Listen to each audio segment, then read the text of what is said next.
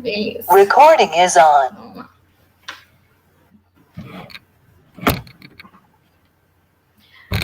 Olá, pessoal. Tudo bom com vocês? A gente está aqui com uma entrevista muito interessante na data de hoje, que está sendo feita especialmente para incluir no repositório do Festival do Conhecimento que está sendo elaborado e produzido pela UFRJ, nossa tão faculdade querida, a Universidade UFRJ. Meu nome é Jaqueline Viana, eu sou doutoranda do programa de pós-graduação de Engenharia de Produção da COP, tá? Sou pesquisadora também do laboratório, que é o LabFuzzy, da COP UFRJ, e esse laboratório, junto com a COP UFRJ, faz parte da rede de pesquisa CAPES Epidemia. E hoje nós estamos trazendo aqui para vocês o coordenador responsável do projeto, o diretor do Instituto de Estudos, o diretor do Instituto de Estudos em Saúde Coletiva, o IESC, da UFRJ, o professor doutor Antônio José Leal. Tudo bom, professor? Tudo bem, Jaqueline. Prazer estar aqui hoje. O prazer... Com você e com todos, né, que nos assistem.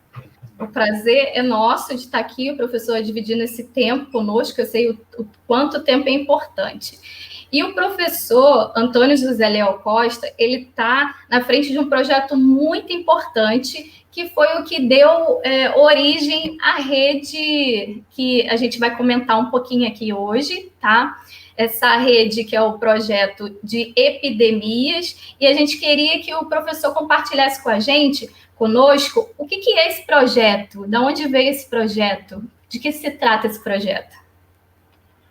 Bom, o projeto surge já no decorrer da pandemia de Covid-19, no ano passado, 2020, em resposta a um edital que a CAPES lançou. Na verdade, a CAPES lançou 3 editais na ocasião, né, voltados para o desenvolvimento de projetos de pesquisa relacionados à Covid-19. Um deles, o edital 09 de 2020, intitulado Prevenção e Combate a Surtos, Endemias, Epidemias e Pandemias.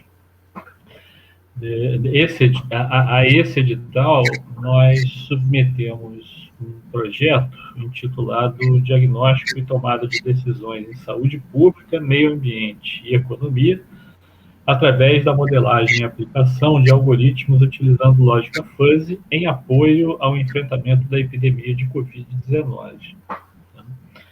É um projeto, né, como você bem mencionou, é um projeto que envolve diferentes instituições, né, unidades e programas de pós-graduação da UFRJ e também de fora da UFRJ. Tá? Então, compõem o projeto, né, a COP, né, através do LabFuzzy, né, o IESC, né, o Instituto de Biofísica da UFRJ, e a Fundação de Medicina Tropical, tá, de Manaus, com o objetivo, envolvendo os respectivos programas de pós-graduação, né, vinculados a cada uma dessas unidades, né, com o objetivo, assim, de imediato, né, assim, obviamente, né, pensando aí o título do próprio edital, de, num curto espaço de tempo, né, prover todo o apoio no que diz respeito a questões mais relacionadas à saúde coletiva, mas também ambientais, né, e da esfera econômica, no que diz respeito aos impactos, aos efeitos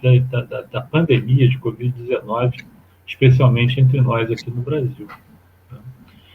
Então, é um projeto fundamentalmente, né, ligado à esfera da pesquisa, né, muito direcionado ao desenvolvimento e à integração de programas de pós-graduação, né, e além de, digamos, de de questões mais específicas, né, ou objetivos mais específicos, o projeto tem como objetivo, né, fundamentalmente, fortalecer, na verdade, desenvolver, né, e fortalecer uma rede de pesquisa, né, uma rede que, em referência ao próprio nome, né, título do edital, nós chamamos de Rede CAPES Epidemias, que envolve, então, a participação dessas instituições através dos seus programas de pós-graduação, né?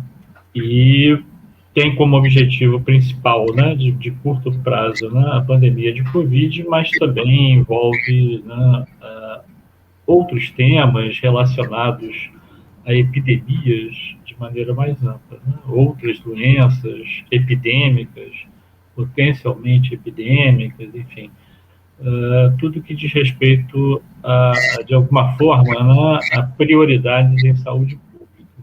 Tá?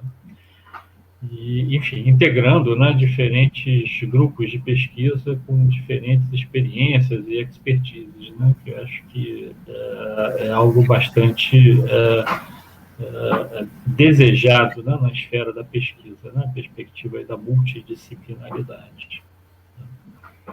Perfeito, professor. Junto desse programa, em parceria, está além do IESC, que o professor faz parte, a gente está com o pessoal da COP, também da UFRJ, a gente está com o pessoal da FMHDV, que é da Universidade do Estado do Amazonas, que é o pessoal da Fundação de Medicina Tropical, Heitor Vieira Dourado, que faz parte da UEA, conforme eu falei.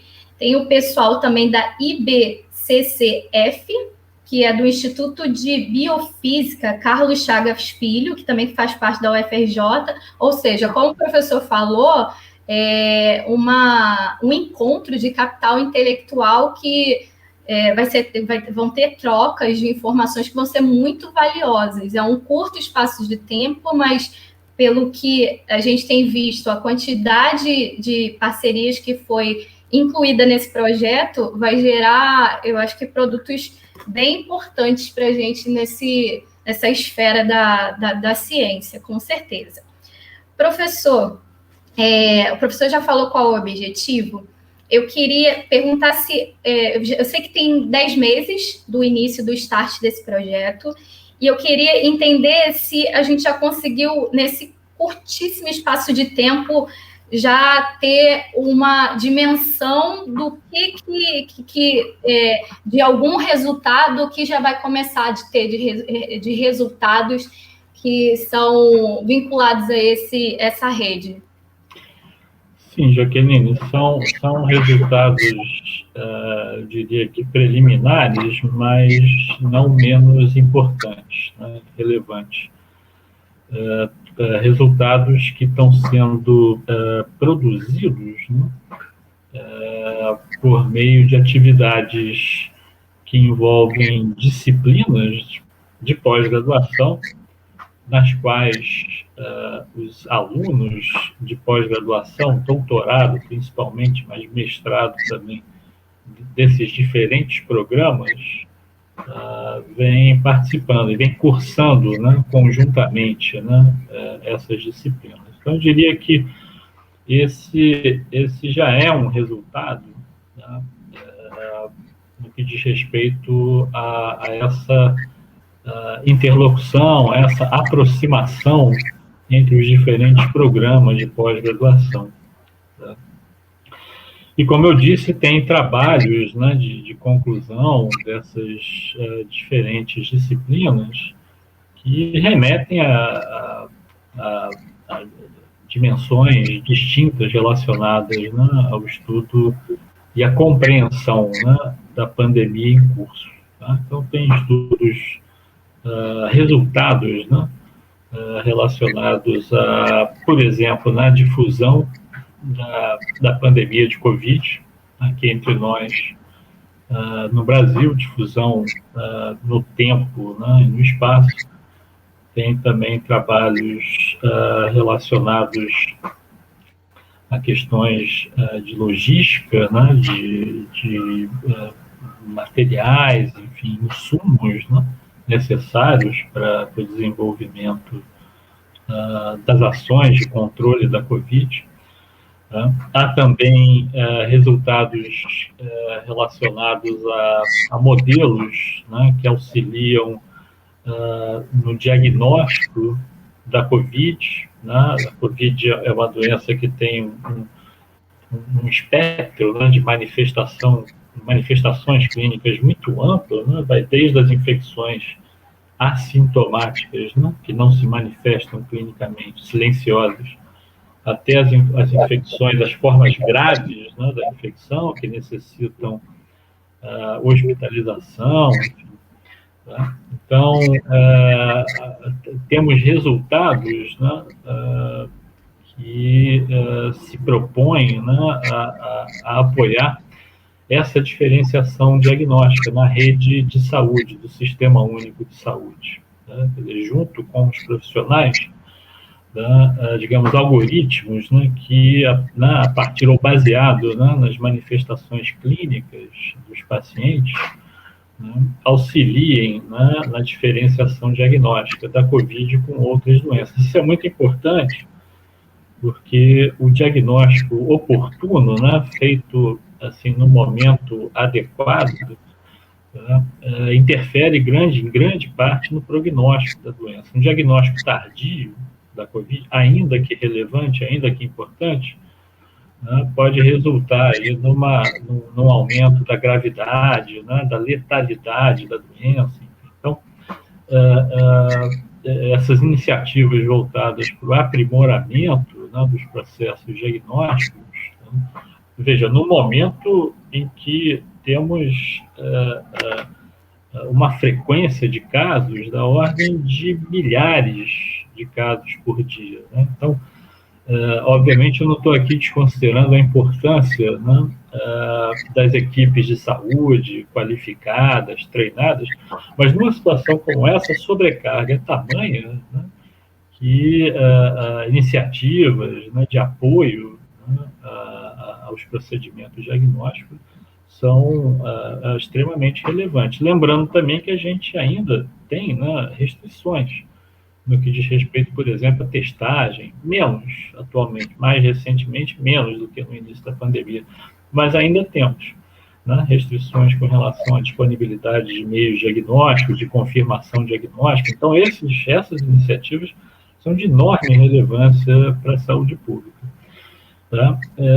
E também há estudos e resultados preliminares voltados para, digamos, o impacto da pandemia aqui entre nós, tá? No que diz respeito às condições de vida, né, da nossa população. Quer dizer, a pandemia repercutindo, né, na dimensão econômica, social, enfim, e com efeitos importantes, né, graves, né, que vão também, muito provavelmente, né, se já não estão, né, mas que certamente interferirão, né, no estado de saúde da nossa população.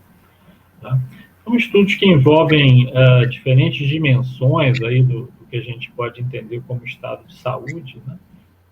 Questões relacionadas à mortalidade, né, adoecimento, enfim, por diferentes causas, né, no contexto da epidemia. E isso tudo, Jaqueline, eu diria que esse é um potencial, né, principal, né, do projeto, né, e da rede em desenvolvimento, integrando diferentes áreas de conhecimento, o que é muito, muito bem-vindo, né, muito importante. Nós temos, nos diferentes programas de pós-graduação, né, e grupos, né, que participam do projeto da rede, nós temos pessoal com diferentes formações, né, formações na área da saúde, né, tanto ligadas, né, voltadas à esfera clínica, da atenção à saúde na esfera clínica, né, no apoio laboratorial. Né, temos pessoal com formação na área de saúde coletiva, né, que remete ao estudo, né, dos processos de saúde e adoecimento nas sociedades humanas, né? Temos expertise na área ambiental, tá? E a relação entre, né, os determinantes ambientais e a saúde das populações humanas, e também expertise, né, na área de algoritmos fuzzy, que nós temos aí não só uma expectativa, né, mas eu diria que uma segurança em afirmar que essa abordagem, né, baseada na lógica fuzzy, para tratar e lidar com problemas relacionados à saúde coletiva, né, ao meio ambiente, ela tem um potencial muito grande, né, para nos auxiliar a compreender melhor, né, esses processos, seus determinantes, e com isso buscar soluções, né, efetivas, né, que possam ser recomendadas, né, para desenvolvimento e aplicação pelas autoridades sanitárias, por exemplo. Né? Então, acho que a gente tem, tenho certeza que a gente tem aí o início, né, por meio desse financiamento, né, desse edital, o início, né, um embrião, né, de um trabalho conjunto, né, articulado, né, de uma rede de pesquisa, efetivamente, que a gente espera que em breve, né, vá trazer aí mais resultados, ou resultados mais definitivos no que diz respeito ao enfrentamento da pandemia de Covid. São hoje, assim, diretamente ligados ao projeto, né, são 12 alunos de doutorado, vinculados aos diferentes programas, né, que nós já mencionamos aqui. Mas, além desses alunos, quer dizer, há vários outros alunos também, digamos, orbitando, né, em torno do projeto, mas não diretamente vinculados através das bolsas concedidas por esse edital, tá? O edital 09/2020. Então, o número de alunos de doutorado, né, se a gente pensar assim, acho que muito provavelmente duplica, tá? Considerando todos os alunos de todos os programas que estão, de alguma forma, envolvidos com a rede nesse momento. Além de um apoio também importantíssimo, né, por meio de alunos ou de estagiários, digamos assim, de pós-doutoramento, né, que enfim, são profissionais que já concluíram o doutorado, né, nas diferentes áreas aí de conhecimento, e que têm sido essenciais na liderança, na condução, né, de muitos dos trabalhos que estão em curso. Então, temos um potencial que eu acho que cada vez mais se concretiza, né, progressivamente se concretiza, e isso fruto da expertise, né, dos diferentes grupos de pesquisa, né, que é algo muito, diria que muito valioso, né, que a gente tem hoje nas universidades públicas, né, de todo o país. Tá?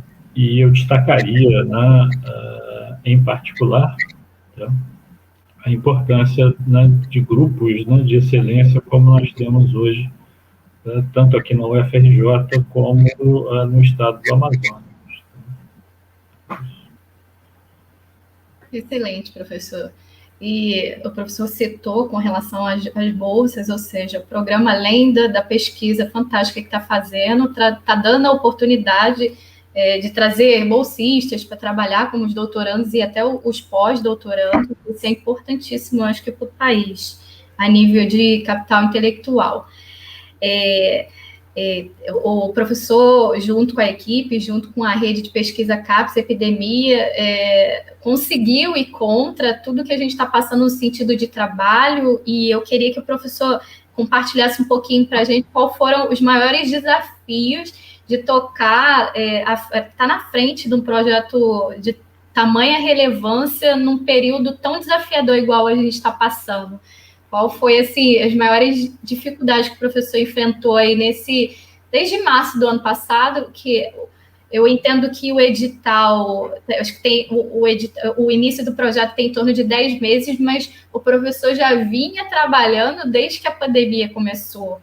E então, quais foram os maiores desafios que o professor enfrentou, assim, para poder continuar na linha de frente, igual o professor está com esse grupo? Bom, Jaqueline, eu diria assim, com um grupo, né, como esse, cara, com tanta experiência, com tanta expertise, né, do ponto de vista acadêmico, né, as dificuldades acho que não são muitas, né? Talvez assim o esforço que a gente tem que fazer no sentido de fato começar a trabalhar mais proximamente, né? Mais juntos. O nosso sistema, né, de pesquisa, de pós-graduação, a própria atuação nossa na universidade como professores. Quer dizer, o modelo que existe, no meu entendimento, ele nos força a um modo de atuação mais individualista, né? Nós temos que estar à frente, né, dos nossos projetos, coordenar as nossas pesquisas, atentar para a nossa produção, nosso currículo, né? Então tem uma tradição, tem uma cultura, né, que é importante a gente assim se esforçar, né, para de alguma forma romper com esse modus operandi, tendo em vista os benefícios potenciais de uma integração efetiva. Eu vejo, acho que cada um dos grupos que hoje, né, estão começando a interagir, eu não tenho dúvida que cada um dos grupos poderia estar desenvolvendo um projeto semelhante a esse, isoladamente. Só que o custo, a dificuldade é ser enormemente maior para todos. Então, essa aproximação e a oportunidade que a gente tem hoje é algo muito estimulante, mas eu acho que é algo que a gente tem que construir, né, progressivamente, né, insistentemente, pensando já também na perspectiva de outros projetos que virão, novas fontes de financiamento, para manter, né, a rede permanentemente em atividade. A participação de alunos, eu acho que também é fundamental. Sem a participação de alunos,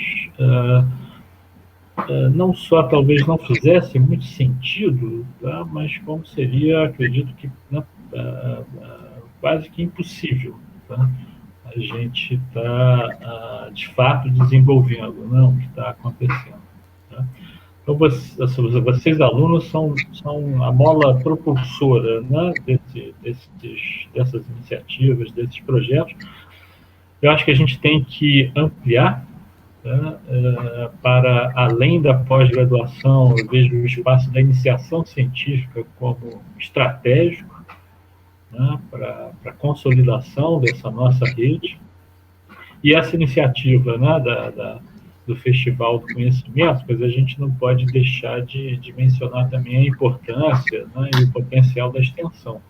Extensão vinculada, né, à pesquisa, né, à produção de conhecimento.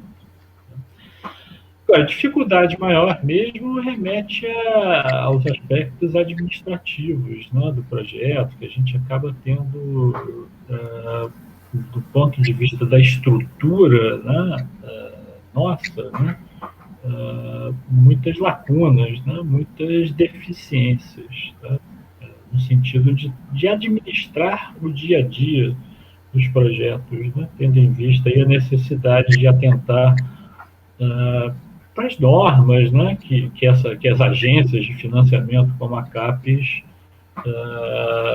nos impõem, né, com toda consideração, enfim, faz todo sentido, né, a existência de normas, mas isso acaba gerando uma sobrecarga, né, de trabalho, né, muito grande, né, para que a gente esteja o tempo todo atento às normas, cumprindo as exigências no que diz respeito a relatórios e no que diz respeito a critérios para execução orçamentária dos projetos. Então, essa talvez seja, do ponto de vista concreto, a dificuldade maior. Como eu disse, a dificuldade do ponto de vista acadêmico, né, com os grupos, né, de pesquisa que hoje interagem, né, a dificuldade, eu diria que ela existe, mas não preocupa, né, que é mais no sentido disso, de fomentar as conversas entre grupos, né, que de outra forma não estariam interagindo, conversando. Mas o que eu percebo também é um interesse muito grande, né, de todos os grupos nessa aproximação e na consolidação dessa rede. Temos até outros projetos, tá, em curso também, relacionados à Covid, tá, projeto financiado pela FAPERJ e outros projetos, na verdade, já tinha projetos a partir dos quais essa aproximação já tinha se iniciado, né, antes da própria Covid. Projetos financiados pela CAPES, pelo CNPq, relacionados, por exemplo, à epidemia, né, pela infecção pelo vírus Zika, né, que já estavam em curso. Né, veio a pandemia, né, com todas as agruras, né, todas as perdas, né, com as quais nós temos que conviver, infelizmente, mas veio com a pandemia a oportunidade da gente estar dando esse passo tão importante. Tá? Então, as dificuldades existem, mas assim, os desafios, né, e o estímulo por trás de toda essa iniciativa, acho que superam essas dificuldades grandemente. Eu ia fazer uma pergunta para o professor dos benefícios, né? O professor acabou respondendo agora no final. O professor já tinha uma estrutura montada para outro tipo de doença, e creio eu que essa estrutura foi um fator bem importante para iniciar esse outro estudo que nós, como brasileiros, nós precisávamos muito, essa parte de epidemia da pandemia do Covid-19. E acredito que isso já tenha sido uma base para continuar e estar na frente, até como o professor comentou, a importância da preparação, né, do currículo e dos trabalhos que são feitos de relevância para estar constituindo informações para estar participando ainda mais o professor que está de frente. Dos fatores muito importantes é esse currículo preparado, e o professor conseguiu trazer esse projeto para dentro montar essa rede por conta dessa expertise, e a gente é muito grato por conta desse fator que é muito importante do professor, e essa preocupação de estar compartilhando isso com todo mundo. Fora que vão ficar as pessoas que vão ficar preparadas, né, até para outras coisas que possam vir a acontecer em outras esferas, igual o professor deixou aí claro. A gente não está só cuidando dessa pandemia específica, mas a gente está com projetos em outras áreas também, outros tipos de doença, e a ideia é se formar um centro de apoio caso precise. Isso é muito importante para todo mundo. Certo, professor? Exato, Jaqueline. E, assim, a gente, certamente, a pandemia em curso nos coloca um desafio, né, de curto prazo. Né? Lidar com a pandemia em si, com os impactos, né, da pandemia para além da esfera sanitária, mas eu acho que a gente tem que estar cada vez mais preparado e atento, né, para situações semelhantes que muito provavelmente acontecerão. É difícil prever, né, dizer quando, tá? Mas, bom, assim, há pouco mais de 100 anos atrás, né, nós, enquanto humanidade, né, vivenciamos algo semelhante, né, na pandemia da gripe espanhola, na chamada gripe espanhola. Só que, na ocasião, o vírus viajava de navio, né?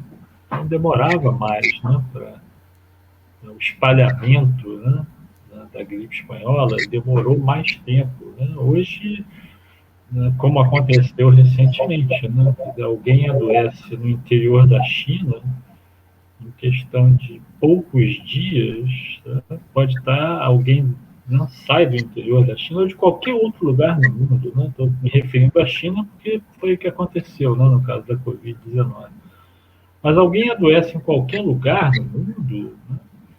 E em questão de poucos dias depois, né, essa pessoa, né, doente ou ainda, né, num período de incubação, mas já transmitindo, não, agente infeccioso, pode estar em qualquer outra parte do planeta. Fora a questão dos vetores, né, que também se disseminam com muita rapidez e intensidade, né, em diferentes ambientes, né, utilizando também os mesmos meios de transporte que nós utilizamos, enfim. Então, existe um potencial grande. Tá? O otimismo que reinou durante alguns, eu diria que poucos anos, tá? Na ocasião da erradicação da varíola, isso foi na década de 1970, 1977, foi um grande feito, sem dúvida, né, em termos de saúde pública, naquela época, né? Mas o otimismo, a expectativa de que a convivência com as doenças infecciosas era uma questão de pouco tempo, tá? Rapidamente essa visão, essa compreensão, ela foi revista, foi modificada, e a gente percebeu que não seria bem assim. Tá? Na década de 1980 passamos, né, pela pandemia, né, de HIV/AIDS, né? Enfim, que continua, né? Não temos uma resposta definitiva, mas hoje é uma doença, né? A AIDS é uma doença crônica, né? Há 30, 40 anos era uma doença letal, tipo, de curto espaço de tempo. Tá? Enfim, precisamos, Jaqueline, nos preparar, né, para lidar com essas situações, para detectar, né, a ocorrência de situações como a pandemia que a gente está vivendo hoje. Tá? E o nosso papel enquanto universidade pública, né, voltada para a formação, né, profissional de alta qualidade, produção de conhecimento e disseminação desse conhecimento, o nosso papel é muito importante, é muito relevante. Né? E volto a dizer que vocês, alunos, são, no meu entendimento, né, a principal razão de ser. Né? Porque essa produção de conhecimento deve acontecer, né, necessariamente, melhor que seja, né, com a participação de vocês, que seja parte do processo de formação profissional de vocês, que eu digo em todas as esferas, tá? De ensino, de graduação, de pós-graduação, em todos os níveis. Tá? E com isso, né, a articulação também com as instituições de saúde, né, saúde pública, né, que esse é um outro aspecto também que permeia a nossa rede. Tá?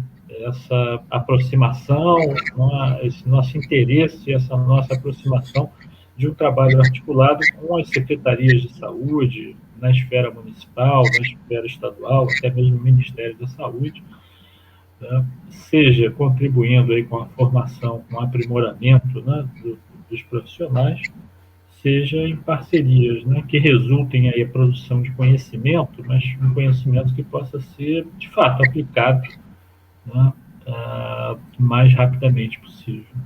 Tá? Temos que nos preparar, tá? Permanentemente, né, porque o que está acontecendo hoje, muito provavelmente, né, acontecerá novamente.